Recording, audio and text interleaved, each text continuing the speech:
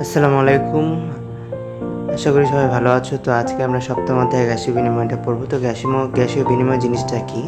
আমরা তো সবাই জানি যে আমরা পরিবেশ থেকে অক্সিজেন নিই এবং বাতাসে কার্বন ডাইঅক্সাইড দিই, আর উদ্ভিদ কী করে কার্বন ডাইঅক্সাইড নেয় এবং অক্সিজেন প্রোডাকশন করে আমাদের জন্য। তো এই বিষয়টাই আর কি এখানে বলা হয়েছে। তো আমরা শুরু করি। এই চ্যাপ্টারটা বেশ ইম্পর্ট্যান্টই মনে হয়েছে। বেসিক ক্লিয়ার করে পড়লে আর কি বেশি সময় লাগবে না, আর বেশি বড় না এই চ্যাপ্টারটা। তো এখানে কি বলছে যে আমরা জানি যে উদ্ভিদের জীবনে সালোকসংশ্লেষণ এবং শ্বসন অত্যন্ত গুরুত্বপূর্ণ দুটি প্রক্রিয়া। আগের ভিডিওতে যারা দেখছো তারা সালোকসংশ্লেষণ এবং শ্বসন দুটাই জানো, যে সালোকসংশ্লেষণও হয় এবং উদ্ভিদে কিন্তু শ্বসনও হয়। ঠিক আছে, এই কথাটা কিন্তু খেয়াল রাখতে হবে। উদ্ভিদে সালোকসংশ্লেষণ এবং শ্বসন দুইটাই হয়। আমাদের দেহে শুধুমাত্র শ্বসন হচ্ছে, সালোকসংশ্লেষণ আমাদের দেহে হচ্ছে না। কেন হচ্ছে না? কারণ আমাদের দেহে তো প্লাস্টিড নাই। সালোকসংশ্লেষণের প্রধান উপাদান যেটা প্লাস্টিড, সেই জিনিসটা তো আমাদের সেলের মধ্যে নাই, প্রাণী কোষে। সে কারণে আমাদের সালোকসংশ্লেষণ হচ্ছে না। আর শ্বসনের জন্য কী দরকার? মাইটোকন্ড্রিয়া। মাইটোকন্ড্রিয়া কিন্তু প্রাণী কোষে আছে, উদ্ভিদ কোষে আছে, সে কারণে উদ্ভিদ কোষে শ্বসন হচ্ছে, আমাদের দেহেও শ্বসন হচ্ছে। মূলত এই দুটি শারীরবৃত্তীয় প্রক্রিয়ার মাধ্যমে উদ্ভিদে গ্যাসীয় বিনিময় ঘটে থাকে। এই প্রক্রিয়া দুটি ঘটে রাসায়নিক বিক্রিয়ার মাধ্যমে, সেটা তো আমরা রাসায়নিক বিক্রিয়া জানি। উদ্ভিদ সালোকসংশ্লেষণ প্রক্রিয়ার জন্য বায়ু থেকে কার্বন ডাইঅক্সাইড গ্রহণ করে এবং অক্সিজেন ত্যাগ করে। অন্যদিকে শ্বসন প্রক্রিয়ার জন্য ওই একই উদ্ভিদ অক্সিজেনই আবার গ্রহণ করে এবং কার্বন ডাইঅক্সাইড ত্যাগ করে। ঠিক আছে, আমি এটা নিয়ে অনেক কথা হয়েছে। যারা ওই চ্যাপ্টারটা দেখো না, সালোকসংশ্লেষণ এবং শ্বসনের, ওই চ্যাপ্টারটা দেখে নিও। তারপরে আসো, উদ্ভিদে প্রাণীর মতো শ্বাস নেওয়ার জন্য কোনো বিশেষ অঙ্গ নেই। তবে পাতার স্টোমাটা ও পরিণত কাণ্ডের বাকলে অবস্থিত লেন্টিসেলের মাধ্যমে অক্সিজেন, কার্বন ডাইঅক্সাইড ও অন্যান্য গ্যাসের বিনিময় ঘটে। তোমরা জানো দিনের বেলা বা পর্যাপ্ত আলোর উপস্থিতিতে সালোকসংশ্লেষণের হার অধিক হয়। সালোকসংশ্লেষণে উৎপাদিত অক্সিজেন গ্যাসের কিছু অংশ শ্বসন প্রক্রিয়ায় ব্যয় হয়, আবার শ্বসন প্রক্রিয়ায় উৎপাদিত কার্বন ডাইঅক্সাইড গ্যাসের কিছু অংশ সালোকসংশ্লেষণে আবার ব্যবহার হয়। এইভাবে হচ্ছে গ্যাসীয় বিনিময়টা উদ্ভিদে সংরক্ষিত। তো এখানে যে ছবি দিয়ে দেখাইছে, রাতের বেলা সালোকসংশ্লেষণ প্রক্রিয়া আলোক পর্যায়ে বন্ধ থাকে, তাই রাতের বেলা আলো থেকে আসবে, তাই অক্সিজেন গ্যাস উৎপন্ন হয় না। অন্যদিকে দিবারাত্রি 24 ঘন্টা শ্বসন প্রক্রিয়া তোমার সংগঠিত হয়। রাতের বেলা সালোকসংশ্লেষণ হয় না। তার মানে কি, সালোকসংশ্লেষণ কত ঘন্টা হয়? 12 ঘন্টা হয়। দিনের 12 ঘন্টা হয়, রাতের 12 ঘন্টা হয় না। আর অন্যদিকে দিবারাত্রি 24 ঘন্টা শ্বসন প্রক্রিয়া সংগঠিত হয়। কারণ কি, শ্বসন চলার জন্য তোমার হচ্ছে আলোক নিরপেক্ষ পর্যায়ে না। শ্বসনের জন্য দুইটা জিনিস ছিল, একটা হচ্ছে অবাধ শ্বসন এবং সবাধ শ্বসন। অক্সিজেনের উপস্থিতিতেও শ্বসন চলতে পারে, আর অক্সিজেনের অনুপস্থিতিতেও চলতে পারে। আবার আলোর উপর তো কোনো ডিপেন্ডেন্সি নেই। এখন আসো, ফলে শ্বসন প্রক্রিয়ায় কার্বন ডাইঅক্সাইড গ্যাসের উৎপাদন চলতে থাকে। এই জন্য বড় গাছের নিচে রাত্রিবেলা ঘুমালে শ্বাসকষ্ট দেখা দিতে পারে, কারণ ওখানে তখন তো হচ্ছে তোমার অক্সিজেন প্রোডাকশন হচ্ছে না, তখন খালি কার্বন ডাইঅক্সাইডই প্রোডাকশন হচ্ছে, কারণ তখন শুধুমাত্র শ্বসনই চলতেছে। আর দিনের বেলা শ্বসন এবং সালোকসংশ্লেষণ দুইটাই চলে একসাথে। তারপর আসে মানব শ্বসনতন্ত্র। মানুষে কী করে? মানুষ হচ্ছে অক্সিজেন গ্রহণ করে এবং কার্বন ডাইঅক্সাইড প্রোডাকশন করে, এই যে নিচে হচ্ছে শক্তিতে রূপান্তর করে। কারণ হচ্ছে আমাদের এটাই মানে শ্বসনে কিন্তু শক্তি এবং কার্বন ডাইঅক্সাইড উৎপাদন করাটাই মেইন হচ্ছে ফাংশন আর কি। দেহের ভিতর গ্যাসের আদান প্রদান একবার ফুসফুসে এবং পরে দেহের প্রতিটি কোষে পর্যায়ক্রমে সম্পাদিত হয়। কারণ হচ্ছে আমাদের হচ্ছে শরীরে যেমন তোমার হচ্ছে অক্সিজেনের দরকার, তেমন প্রতিটা সেলেরও অক্সিজেন দরকার। এখন বলছে সপ্তম শ্রেণীতে তোমরা জেনেছো প্রশ্বাসে অক্সিজেন গ্রহণ এবং নিঃশ্বাসে কার্বন ডাইঅক্সাইড যাতে করতে হয়, তা না হলে আচ্ছা, কারণ 3-4 মিনিটের মধ্যে বন্ধ থাকলে মৃত্যু অনিবার্য। তারপর হচ্ছে দেহের সচেতন অচেতন উভয় অবস্থাতে অবিরাম অক্সিজেন গ্রহণ এবং কার্বন ডাইঅক্সাইডের নির্গমন চলে। আবার সাথে সাথে প্রতিনিয়ত দেহ রক্ষার নানাবিধ প্রক্রিয়াও চলতে থাকে, যার ফলে প্রাণী বেঁচে থাকে। তারপর আসছে শ্বসনতন্ত্র। তারপর রেসপিরেটরি রেট, যে অঙ্গগুলোর সাহায্যে শ্বাসকার্য পরিচালিত হয় তাকে শ্বসনতন্ত্র বলা হয়। তন্ত্র আমি একদম ফার্স্ট ক্লাসে পড়াইছিলাম তন্ত্র জিনিসটা কি। কোষ থেকে আসে হচ্ছে টিস্যু। যেমন ধরো যে কতগুলো কোষ যদি একটা নির্দিষ্ট সংঘবদ্ধ জায়গায় থেকে নির্দিষ্ট একটি কাজ করে, সেগুলোকে বলে টিস্যু। আবার ধরো যে এগুলো টিস্যু, কতগুলো টিস্যু নির্দিষ্ট একটা জায়গায় থেকে যদি একই কাজ করে, তাহলে সেটিকে বলে হচ্ছে তোমার অঙ্গ। আবার কতগুলো অঙ্গ মিলে যেটা তৈরি হয় সেটাই হচ্ছে তোমার তন্ত্র। তার মানে শ্বসনতন্ত্রের মধ্যে অনেকগুলো অঙ্গ থাকবে। ঠিক আছে, আমরা বুঝতেই পারতেছি। এই শ্বসনতন্ত্রের মধ্যে ওই যে দেখো ষড়যন্ত্র, ট্রাকিয়া, তারপরে হচ্ছে ব্রঙ্কাসের কথা বলছে, ব্রঙ্কিওল, অ্যালভিওলাস, এগুলো হচ্ছে তোমার শ্বসনতন্ত্রের অংশ। নাসারন্ধ্র, নাসাপথ, একদম নাক থেকে শুরু করে লাঙ্গের অ্যালভিওলাই পর্যন্ত আমরা যাব। তো নাসারন্ধ্র এবং নাসাপথ, এটাকে nasal cavity and nasal passage, যেটাকে আমরা নাসারন্ধ্র বলি। আসলে নাকের ফোঁটা মানে মানে তোমার এন্ট্রি পয়েন্ট যেটা, সেটাকে আমরা নস্ট্রিল বলি ইংরেজিতে। শ্বসনতন্ত্রের প্রধান ও প্রথম অংশের নাম নাসিকা। আমরা নাক, এটি মুখ্য গহ্বরে অবস্থিত ত্রিকোণাকার গহ্বর বলছে, ত্রিকোণাকার, কিন্তু সবার ক্ষেত্রে কিন্তু ত্রিকোণাকার হয় না। ঠিক আছে, এই কথাটা একটু এমনি জানিয়ে রাখবো আর কি, এটা দাগাতে হবে না আর কি, এমনি বেসিক ক্রিয়ার জন্য আর কি। নাক বা নাসিকার সাহায্যে কোনো বস্তুর সুগন্ধ বা দুর্গন্ধ বোঝা যায়, কারণ কী থাকে এখানে হচ্ছে অলফ্যাক্টরি গ্ল্যান্ড থাকে। ঠিক আছে, অলফ্যাক্টরি স্নায়ু, এই যে অলফ্যাক্টরি বাল্ব, এই বিশেষ ধরনের স্নায়ু, এই এক বিশেষ ধরনের স্নায়ুর নামই হচ্ছে অলফ্যাক্টরি। আমি ইংরেজিতে লিখি কারণ তোমাদের এটা পড়ার দরকার নাই, তারপরে আমি তোমাদের জানায় রাখতেছি। এই অলফ্যাক্টরি একটা নার্ভও আছে, আমাদের 12 জোড়া ক্রেনিয়াল নার্ভ আছে, 12 জোড়ার মধ্যে হচ্ছে 2 নাম্বারটা হচ্ছে অলফ্যাক্টরি। আর যাই হোক, এই অঙ্গ উদ্দীপ্ত করে ফলে আমরা গন্ধ পাই। নাসিকা এমনভাবে বিবর্তিত হয়েছে যেটি প্রশ্বাসের সময় বাতাসকে ফুসফুসে গ্রহণের উপযোগী করে তোলে, এটাকে বলা হয় হিউমিডিফিকেশন। হিউমিডিফিকেশন। এই কারণে আমাদেরকে আল্লাহ তাআলা এমনভাবে তৈরি করছে যে আমরা হচ্ছে তোমার বরফের দেশে যাও থাকতে পারি, মরুভূমির দেশে যাও থাকতে পারি। সেক্ষেত্রে হচ্ছে গরম বাতাস ঢুকে আমাদের অ্যালভিওলাইগুলো পুড়েও যাইতেছে না, আবার ঠান্ডা বাতাস যায় আমাদের হচ্ছে অ্যালভিওলাইগুলো হচ্ছে তোমার জমে বরফ হয়ে যাইতেছে না। এটাকে বলে হিউমিডিফিকেশন। এটা হচ্ছে আমাদের আল্লাহ তাআলা একটা বিশেষ ধরনের ক্ষমতা দিছে। এটাই এখানে বলছে যে এমনভাবে বিবর্তিত হয়েছে যেটি প্রশ্বাসের সময় বাতাসকে ফুসফুসে গ্রহণের উপযোগী করে তোলে। তারপরে আসো নাসাপথ, এবং সামনে নাসিকা ছিদ্র এবং পেছনে গলবিল পর্যন্ত বিস্তৃত। এই যে উপরে তাকালে দেখবা যে নিচে গলবিল। ঠিক আছে, তারপরে আসো একটি পাতলা প্রাচীর দিয়ে এটি দুভাগে বিভক্ত। এর সামনের অংশ লোমাবৃত, পেছনের অংশ শ্লেষ্মা প্রস্তুতকারী একটি পাতলা পর্দা দিয়ে আবৃত।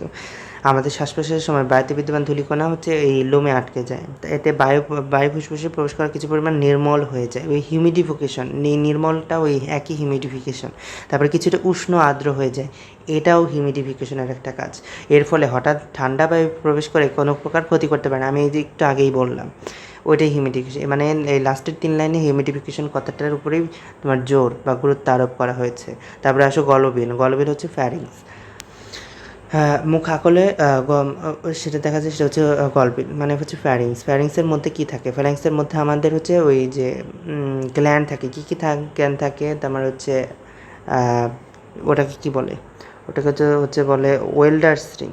ওয়েল্ডার্স রিংয়ের মধ্যে হচ্ছে নাসোফ্যারেঞ্জিয়াল টনসিল, যে গ্ল্যান্ডের কথা বললাম ওই টনসিল।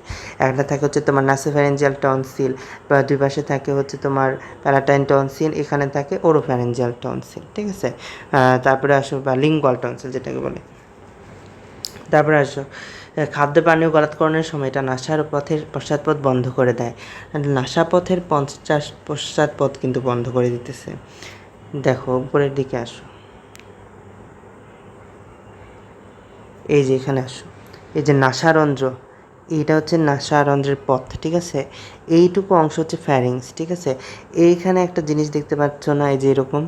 ঠিক আছে, ওই জিনিসটাকে যখন তোমার খাদ্য গ্রহণ করা হয় মুখ দিয়ে, তখন যাতে এই পথ দিয়ে আবার নাকের সামনে দিয়ে যাতে খাবার আর বেরোয় না যায়, তোমরা হচ্ছে ভমিটিংয়ের সময় দেখবে নাক দিয়ে কিন্তু তোমার খাবার বের হয়ে আসে। ঠিক আছে, সেই ক্ষেত্রটা আলাদা, কারণ সেটা হচ্ছে তোমার নিচ থেকে আসতেছে, আর এক্ষেত্রে খাবারটা মুখ দিয়ে যাচ্ছে। ঠিক আছে, মুখ দিয়ে যখন খাবারটা যাচ্ছে তখন হচ্ছে একদম যাতে নিচের দিকেই আসে। এটা এখানে কিন্তু ইসোফেগাসটা আঁকানো নাই, এটা কিন্তু তোমাদের ট্রাকিয়া দেখানো হয়েছে। ঠিক আছে, ট্রাকিয়া থাকে ইসোফেগাসের সামনে, ট্রাকের পেছনে থাকে একটা ইসোফেগাস, সেই ইসোফেগাস দিয়ে নেমে যায় হচ্ছে খাবার। তো সেই খাবারটাই যেন হচ্ছে এই দিক দিয়েই নামে এবং এই দিকে ব্যাক করে যাতে নাকের সামনে দিয়ে না বেরোয় আসে, এই কাজটাই করে হচ্ছে গলবিল। এই কথাটাই এখানে বলছে আর কি। পেছনের অংশের উপরিতলে একটি ছোট ডিব্বার মতো এটা আছে, নাসাপথ বন্ধ করে দেয়, ফলে কোনো প্রকার খাদ্য নাসিকাপথে বাইরে আসতে পারে না। খাদ্য গ্রহণের সময় প্রচুর পরিমাণে পিচ্ছিল পদার্থ নিঃসরণ করা এটি গুরুত্বপূর্ণ কাজ আছে। যাই হোক, তারপরে হচ্ছে এই পিচ্ছিল পদার্থ কে নিঃসরণ করতেছে? মেনলি কিন্তু ওই যে ওয়েল্ডার্স রিংটা বললাম যে টনসিলগুলো, ওই সিক্রেশনগুলো ওখান থেকে আসতেছে, মিকাস সিক্রেশন। তারপরে আসছে ষড়যন্ত্র বা ল্যারিংস, এটা গলবিলের নিচে এবং শ্বাসনালীর উপরে অবস্থিত। গলবিলের নিচেও এবং শ্বাসনালীর উপরে অবস্থিত। ষড়যন্ত্রের দুই ধারে দুটি বেশি থাকে, এগুলোকে বলে ভোকাল কর্ড। আমি যদি এখন ছবি দেখাতে পারতেছি না, এরকম থাকে, আমি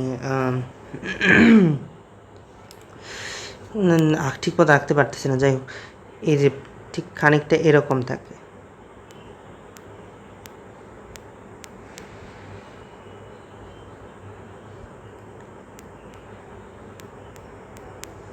ঠিক ভোকাল কর্ডটা দেখতে এরকম থাকে প্রায়। ঠিক আছে, তো এখানে যে দেখো কি বলছে, ষড়যন্ত্রের দুই ধারে দুইটি পেশি থাকে, এই যে এইটা একটা পেশি, এটা একটা পেশি, ঠিক আছে, এটা একটা পেশি, এটা একটা পেশি, এগুলোকে ভোকাল কর্ড বলে, এটাই ভোকাল কর্ড। ষড়যন্ত্রের উপরে জিহ্বা আকৃতির একটি ঢাকনা রয়েছে যেটা হচ্ছে এপিগ্লটিস, এখানে একটা এপিগ্লটিস, এই যে তোমার এটাই হচ্ছে তোমার ল্যারিংস হয়ে গেল, ঠিক আছে, একে উপজিহ্বা বলা হয়।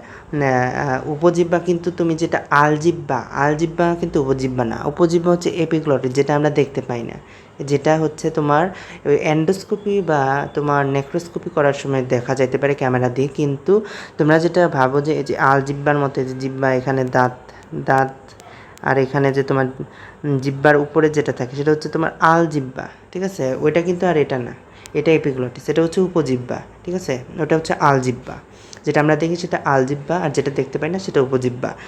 শ্বাস প্রশ্বাস নেওয়ার সময় এটি খোলা থাকে এবং এর পথে বাতাস ফুসফুসে যাতায়াত করতে পারে। তারপরে হচ্ছে শ্বাসনালী, শ্বাসনালীতে আসো, এটি এটি খাদ্যনালীর সামনে অবস্থিত একটি ফাঁপা নল।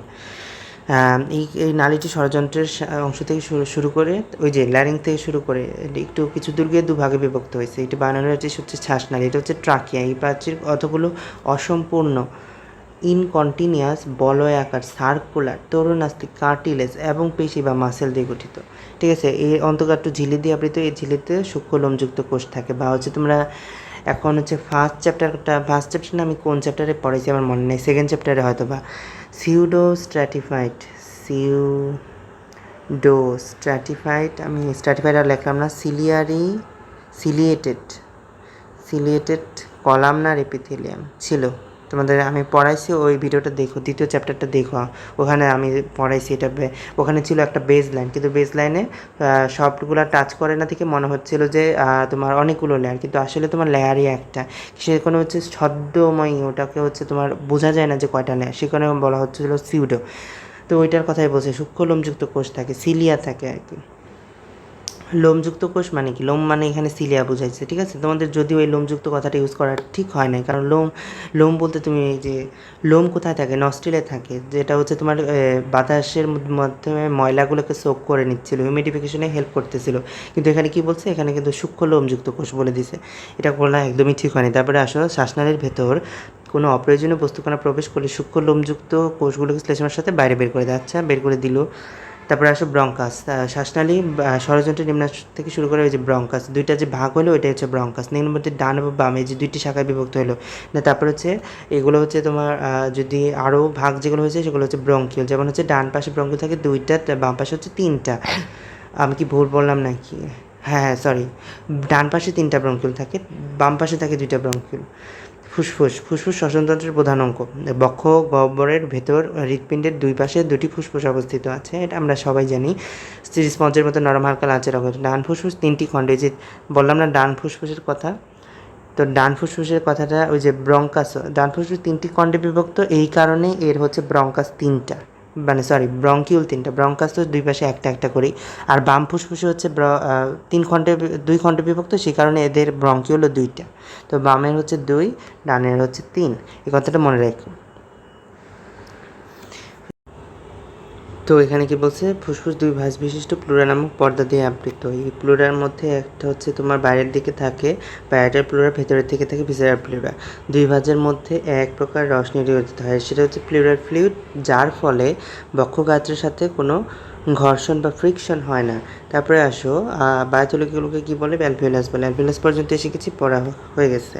তারপরে আসো মধ্যচ্ছদা বা ডায়াফ্রামকে কী বলা হয়, প্রধান শ্বাস গ্রহণকারী পেশি বা মেজর রেসপিরেটরি অর্গান, ঠিক আছে, বা মেইন রেসপিরেটরি অর্গান, এটি দেখতে অনেকটা প্রসারিত ছাতার মতো, তোমরা হচ্ছে গরু কাটার সময় হচ্ছে দেখতে পারবা যে গরু বা ছাগলের কাটার সময় দেখা যায় হচ্ছে মধ্যচ্ছদা, তো ওইরকম আমাদেরও থাকে আর কি, মধ্যচ্ছদা সংকুচিত হলে নিচের দিকে নামে এবং বক্ষগহ্বরের আয়তন বৃদ্ধি পায়, নিচের দিকে নামে, এই কথাটা ইম্পর্টেন্ট। তারপরে আসো, পরে হচ্ছে এটি প্রসারিত হলে উপর দিকে উঠে যায়, মানে হচ্ছে রিল্যাক্সড হলে উপর দিকে উঠে যায়, বক্ষ স্বাভাবিক অবস্থায় ফিরে আসে, মধ্যচ্ছদা শ্বাস গ্রহণে, এটা তো লাগবে না। তারপরে আসো শ্বাসক্রিয়ার কথা বলছে, এখান থেকে রিডিং দিবা আর কি, তোমরা রিডিং দিলেই বুঝে যাবা, আর এই ছবিটা দেখবা তাহলে ছবিটা শিখবা আঁকা, ঠিক আছে, ছবিটার থেকে আঁকা আসবেও এবং তোমার হচ্ছে ইসেতে আসে, উদ্দীপক আকারেও আসে ছবিটা। তারপর আসো গ্যাসীয় বিনিময়। গ্যাসীয় বিনিময় বলতে অক্সিজেন এবং কার্বন ডাইঅক্সাইড বিনিময়কে বোঝায়। কখন কী হয় সেটা হচ্ছে তোমাদের অক্সিজেন শোষণ আগে হয়। অক্সিজেন শোষণ কীভাবে হয়? অক্সিজেন শোষণ হচ্ছে চাপের পার্থক্যের কারণে। যেমন হচ্ছে ব্যাপনে কী হয়? ব্যাপনে হচ্ছে তোমার একটা অণু হচ্ছে তোমার বেশি চাপের জায়গা থেকে কম চাপের জায়গায় চলে যায়, তাই না? তো ঠিক সেইভাবে ডিফিউশন হয়ে যায় এখানে, যে ব্যাপন প্রক্রিয়ায় রক্তে প্রবেশ করে। এই যে ব্যাপন মানেই ডিফিউশন। ফুসফুস থেকে ধমনীর রক্তে অক্সিজেন প্রবেশ করার পর রক্তে অক্সিজেন দুভাবে পরিবাহিত হয়। সামান্য পরিমাণে অক্সিজেন রক্ত রসে বা প্লাজমায় দ্রবীভূত হয়। বেশিরভাগ অক্সিজেন কী হয়? হিমোগ্লোবিনের লৌহ অংশের সাথে হালকা বন্ধনের মাধ্যমে অক্সিহিমোগ্লোবিন নামে একটি অস্থায়ী যৌগ গঠন করে। অক্সিহিমোগ্লোবিন হচ্ছে অক্সিজেন থেকে সহজে বিচ্ছিন্ন হতে পারে। এই হিমোগ্লোবিন যে অক্সিজেন নিল, তো অক্সিজেনকে ক্যারি করে আসলে এই হিমোগ্লোবিন। এটা কি ট্রান্সপোর্ট, শ্বসনের সাথে সাথে তার ট্রান্সপোর্টের কথাই বলছে। এটা হচ্ছে অস্থায়ী যৌগ। পরবর্তীতে যখন অক্সিহিমোগ্লোবিন যৌগটা তোমার সেলের কাছাকাছি আসে, তখন এই হিমোগ্লোবিন থেকে অক্সিজেনটা ছেড়ে তোমার কোষের ভিতরে, হিমোগ্লোবিন থেকে অক্সিজেনটা ছেড়ে কোষের ভিতরে চলে আসে, ঠিক আছে? প্রথমে লোহিত, আচ্ছা তারপরে কী বলছে? কার্বন ডাইঅক্সাইড পরিবহন। কার্বন ডাইঅক্সাইড কীভাবে প্রবাহিত হয়? সোডিয়াম বাইকার্বনেট রূপে রক্তরসের মাধ্যমে এবং পটাশিয়াম বাইকার্বনেট রূপে লোহিত রক্তকণিকা দিয়ে পরিবাহিত হয়ে, লোহিত মানে হচ্ছে আরবিসি, এখানে কোষনালী এবং বায়ুথলি ভেদ করে দেহের বাইরে নির্গত হয়। তারপরে একই কথা, মানে প্রসেসটা প্রায় একই। তারপরে আসো শ্বাসনালী সংক্রান্ত রোগ, যেমন হচ্ছে আমাদের মেইনলি শ্বাসনালী সংক্রান্ত রোগ যেগুলো বেশি দেখা যায় সেগুলো হচ্ছে অ্যাজমা, এটা হচ্ছে তোমার টিবি, যক্ষা, আর একটা কি ব্রঙ্কাইটিস। হ্যাঁ, লাং ক্যান্সারও এখন খুবই রেয়ার বলা চলে না, লাং ক্যান্সার অনেক দেখা যায়। ব্রঙ্কাইটিস বললাম, আর কি বললাম, এরকমই, মানে ধূমপায়ীদের এদের এইসব বেশি হয়। আর অ্যাজমাটা যে কারো ক্ষেত্রেই হতে পারে। তো আমরা এখন আসে পড়ি। অ্যাজমা সাধারণত রোগ প্রতিরোধ ব্যবস্থার অতিরিক্ত প্রতিক্রিয়ার ফলে হয়।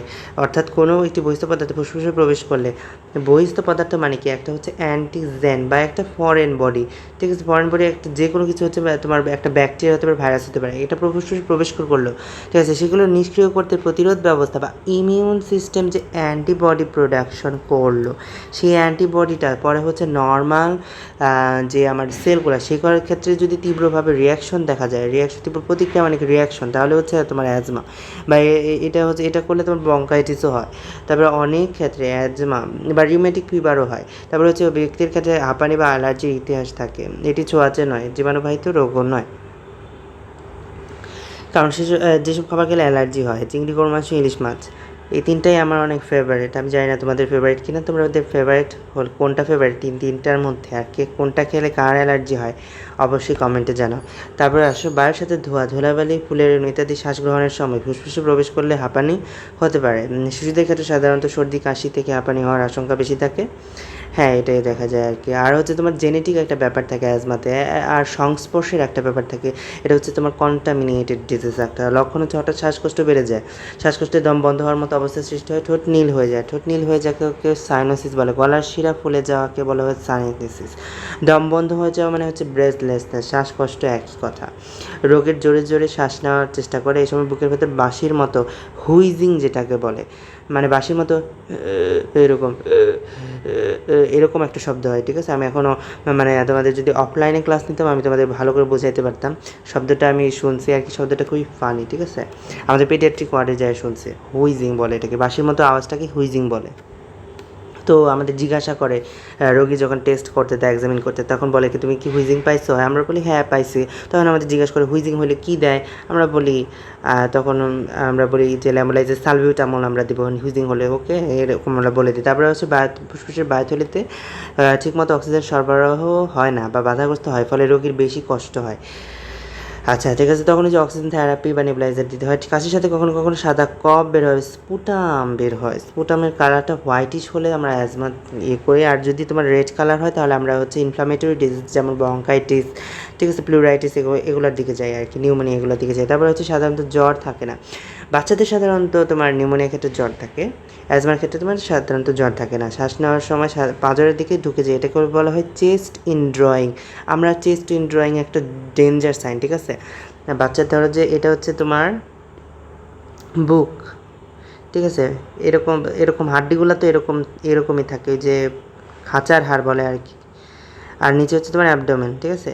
তো এখানে দেখা যায় এই দিকে একদম কর্নারে আর কি, তোমার lower corner of the chest, সেখান দিয়ে হচ্ছে তোমার একদম মানে ভিতরে ঢুকে যাচ্ছে, ঠিক আছে, এরকম আর কি। ওটাকে চেস্ট ইনড্রয়িং বলে।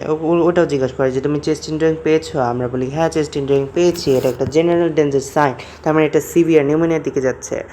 প্রতিকার চিকিৎসা এই রোগ সম্পূর্ণ নিরাময় হয় না, ওষুধ সম্পর্কে কিছুটা আরাম বোধ করে, ইনহেলার নিলে আরাম বোধ করে, ইনহেলার না নিলে আবার শ্বাসকষ্ট হয়ে যায়। আলো বাতাসপূর্ণ গৃহে বসবাস করা, সংস্পর্শ যেসব জিনিস শ্বাসকষ্ট ছাড়ায়, যেমন হচ্ছে পশুর ক্ষেত্রে সিলিকোসিস বা বিভিন্ন কারখানা, যেমন আমাদের অকুপেশনাল হিস্ট্রি নেওয়া হয়, আপনি কোথায় কাজ করেন, বলে যে আমি মুরগির খামার আছে, বা হচ্ছে আমাদের এই কী বলে আমি শখের বসে কবুতর পালি, ও ক্ষেত্রেও আমাদের সে কারণে হচ্ছে হিস্ট্রি নেওয়াটা খুবই ইম্পর্টেন্ট জিনিস। আমরা হচ্ছে অনেক কিছু আন্দাজ করে ফেলতে পারি এই হিস্ট্রি নিয়ে আর কি। শ্বাসকষ্টের সময় রোগীকে তরল খাদ্য খাওয়ানো, প্রতিরোধ হচ্ছে স্বাস্থ্যকর পরিবেশে, এর প্রতিরোধ তোমরা নিজেরা বানায়ও লিখতে পারবে। যে গুরুত্ব অপরিসীমের মতো। ব্রঙ্কাইটিস কী বলছে? শ্বাসনালীর ভেতরে আবৃত প্রদাহকে ব্রঙ্কাইটিস বলে। ব্যাকটেরিয়া আক্রমণে বা চিলিক রাত্রে প্রদাহ হতে পারে। ব্রঙ্কাইটিস হলে বারবার এই রোগে আক্রান্ত হওয়ার সম্ভাবনা থাকে। সেই কারণে আমাদের পাস্ট হিস্ট্রি জানাটাও খুব ইম্পর্টেন্ট, যে আপনার আগে কোনো এরকম রোগ হয়েছিল কি না, এই রোগটা কতদিন ধরে আগে, এই রোগটা কবে থেকে শুরু হয়েছে, আমরা এই কারণে ডাক্তাররা জিজ্ঞাসা করি। সাধারণত শিশু এবং বয়স্ক ব্যক্তিরা এই রোগে বেশি আক্রান্ত হয়। বয়স্ক ব্যক্তিদের ক্ষেত্রে দেখা যাবে যে ধূমপান, এই যে বললাম না ধূমপান দূষণ, যেমন কলকারখানার ধুলাবালি, ওই যে এখন শিশু কেন বলছে, কলকারখানায় কিন্তু শিশুদের কাজ করা হয়, শিশুশ্রম যদিও নিষিদ্ধ। তারপরে আসো সাথে সাথে ধূলিকণা মিশ্রিত আবহাওয়া, ঠান্ডা লাগা থেকে এই রোগে, ঠান্ডা লাগা থেকে বেশি দীর্ঘদিন ঠান্ডা লাগলেও এই কাজটা হতে পারে। কাশি, বুকে ব্যথা, শ্বাসকষ্ট হয়, কাশির সময় মুখে প্রচণ্ড ব্যথা অনুভব করে। ব্যথা কিন্তু মাঝখানে হলে হার্ট অ্যাটাক, ব্যথা হচ্ছে তোমার মাঝখানের যে বুকের মাঝখানে না হয়ে যদি চারপাশে হয় তাহলে হচ্ছে তোমার বজবাজে রেসপিরেটরি ডিজিজ সংক্রান্ত। এই যে বুকে প্রচণ্ড ব্যথা অনুভব করে মানে হচ্ছে তোমার বুকের কোন জায়গায় ব্যথা জিজ্ঞেস করলে বুকে বলবে যে ডান পাশে বা বাম পাশে, ঠিক আছে, এরকম বলবে। কাশির সাথে অনেক সময় কফ বের হয়, 3 মাস কাশির সাথে কফ থাকে। অসুস্থতার দুপুর দেখা গেলে ক্রনিক ব্রঙ্কাইটিস। ক্রনিক মানে কি? ক্রনিক বলতে আমরা বলি যে জিনিসটা 3 মাসের বেশি, 3 মান্থের বেশি হয়ে গেলে আমরা ওই জিনিসটাকে, ওই অসুখটাকে ক্রনিক ডিজিজ হিসাবে বলে দিই। আর হচ্ছে তোমার 6 উইক মানে 6 সপ্তাহের কম হলে, 6 সপ্তাহের কম হলে সেটাকে আমরা হচ্ছে অ্যাকিউট ডিজিজ বলি, অ্যাকিউট। ওকে, তারপর আসো প্রতিকার। ধূমপান, মদ্যপান, আচ্ছা এগুলো বন্ধ করতে হবে ডাক্তার পরামর্শ অনুযায়ী। রোগীর ওই একই কথা আর কি। নিউমোনিয়ার কথা একটু আগে বললাম। নিউমোনিয়া অনেক বাচ্চাদের ক্ষেত্রে হয়। বাচ্চাদের পেডি ওয়ার্ডে আমরা নিউমোনিয়া, হায় রে আল্লাহ কী বলবো, নিউমোনিয়া দিয়ে তোমার পেডি ওয়ার্ড পাস হয়, পেডি ওয়ার্ড ফাইনাল, নিউমোনিয়া ছাড়া হয় না। অত্যধিক ঠান্ডা লাগে এই রোগ হবে। হাম এবং ব্রঙ্কাইটিস রোগের পর ঠান্ডা লেগে নিউমোনিয়াতে দেখা যায় শিশু বয়স্কদের জন্য এটি মারাত্মক। আমি বয়স্কদের কোনো দিন দেখি নাই নিউমোনিয়া হতে। ওটা হচ্ছে ব্রঙ্কাইটিসের ক্ষেত্রে নিউমোনিয়ার হচ্ছে চেস্ট ইনড্রয়িংটা প্রেজেন্ট থাকে, একটা ডেঞ্জার সাইন, কিন্তু ওটা নিউমোনিয়া না আর কি। যাই হোক, শিশুদের ক্ষেত্রে অহরহ দেওয়া যায়। নিউমোকোকাস ব্যাকটেরিয়া এরকম, এছাড়া বিভিন্ন ধরনের ব্যাকটেরিয়া, ভাইরাস ও ছত্রাকের কারণেও নিউমোনিয়া হতে পারে। ওকে, হতে পারে যেটা সেটা হতেই পারে। এমনকি বিষমুখে খাদ্যনালীর রস শ্বাসনালীতে ঢুকলে আচ্ছা দরকার নেই। লক্ষণ: ফুসফুসে শ্লেষ্মা জাতীয় তরল পদার্থ জমে, কফ সৃষ্টি হয়, কাশি, শ্বাসকষ্ট হয়, দেহের তাপমাত্রা বৃদ্ধি পায়, যে জ্বর আসে।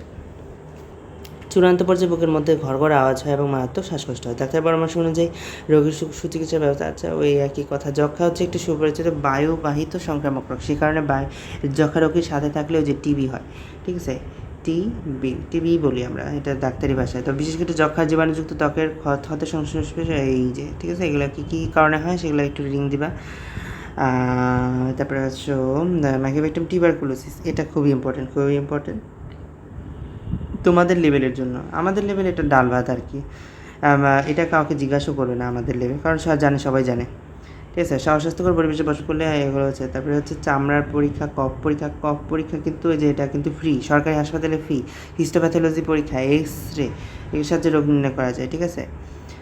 তারপর নিশ্চিতভাবে করা যায় ডিএনএ ভিত্তিক পরীক্ষা চালু হয়েছে, যার দরকার নেই। এটা রোগীর ওজন কমতে থাকে, লক্ষণ আস্তে আস্তে শরীর দুর্বল হতে থাকে, সপ্তাহে 3 সপ্তাহের বেশি সময় ধরে কাশি থাকে, খুসখুসে কাশি হয়, বুকে পেটে ব্যথা হয়, অজীর্ণ পেটের পীড়া দেখা যায়। তারপরে হচ্ছে ডাক্তারের পরামর্শ অনুযায়ী চিকিৎসা। এই রোগের চিকিৎসা দীর্ঘমেয়াদী, প্রায় 6 মাসের চিকিৎসা নিতে হয়। আমার একটা ফ্রেন্ডের হয়েছিল, আমার মেডিকেলে একটা ফ্রেন্ড, আমার যে রুমমেট তার হয়েছিল, 6 মাসের চিকিৎসা দেয়, 6 মাসের চিকিৎসা দিয়ে বাড়ি পাঠায় দেয়। পরামর্শ অনুযায়ী রোগ নিবারণে, আচ্ছা ঠিক আছে, সব কিছু পৃথক রাখা, থুতু, তারপরে পুষ্টিকর খাদ্য ব্যবস্থা, আচ্ছা ঠিক আছে। বিসিজি টিকা প্রাণঘাতী যক্ষা থেকে সুরক্ষা দিলে বড় হয়ে গেলে তা সাধারণত আর কার্যকর থাকে না। ফুসফুসের ক্যান্সার, আমি লাং ক্যান্সারও একটু আগে বললাম, লাং ক্যান্সারও কিন্তু এখন আমাদের দেশে রেয়ার না। তা ক্যান্সার কী বলছে পুরুষের আর কি, এই ক্ষেত্রে ওই যে যক্ষা মানে কোনো ওই আগের ডিজিজগুলো থেকেই হবে, প্রথমে এগুলো হবে, তারপরে হচ্ছে তোমার আস্তে আস্তে ক্রনিক ডিজিজ হয়ে তোমার ক্যান্সার। ফুসফুসের ক্যান্সার অন্যতম প্রধান কারণ এই যে ধূমপান, বায়ু এবং পরিবেশ দূষণ, বাসস্থান অথবা এই কর্মক্ষেত্রে এই যে আর্সেনিক, সিলিকোসিস, এগুলো কঠিন ধাতুগুলো হইলে এই ফুসফুসের ক্যান্সারই হয়। তারপরে হচ্ছে লক্ষণ, ফুসফুসের ক্যান্সার প্রাথমিক লক্ষণগুলো যদি দ্রুততার সাথে নির্ণয় করা চিকিৎসা প্রদান করা যায় তাতে বেশি দিন থাকার সম্ভাবনা বেঁচে।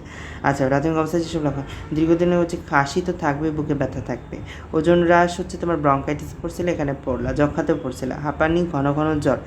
ঘন ঘন জ্বর মানে বুঝবা যে একটা ইনফ্লামেশন হচ্ছে। রোগ নির্ণয়, প্রাথমিক অবস্থায় সম্ভাব্যতা যাচাইয়ের জন্য শুধু থুতু বা শ্লেষ্মা পরীক্ষণ, বুকের এক্সরে করতে পারিস। হ্যাঁ, বুকের এক্সরে তো অনেক ভালো বোঝা যায়, ইনফিউশন এবং কোনো ফ্লুইড এক্সপিরেশন হলেও বোঝা যায়। প্রতিকার, রোগের লক্ষণগুলো দেখা গেলে অনতিবিলম্বে ডাক্তারের পরামর্শ নেওয়া আছে। প্রতিরোধ দেখলেই হবে, ব্রঙ্কাইটিস কার কারণে হয় এটা দেখবা। তারপরে গ্যাসীয় বিনিময়ে সাহায্য করে কি, গ্যাসীয় বিনিময়ে কিন্তু আমাদের পত্ররন্ধ্র সাহায্য করে। মূল রোগ কি আমাদের গ্যাসীয় বিনিময়ে সাহায্য করে? আমার মনে হয় না। তোমরা এই উত্তরটা জানাবা, ঠিক আছে? তো এই পর্যন্তই আজকে তো শেষ হলো। তোমার ভিডিওটি ভালো লাগলে অবশ্যই লাইক, কমেন্ট অ্যান্ড শেয়ার করো। অবশ্যই আমার চ্যানেলটি সাবস্ক্রাইব করো। তো ভালো থেকো, আল্লাহ হাফেজ।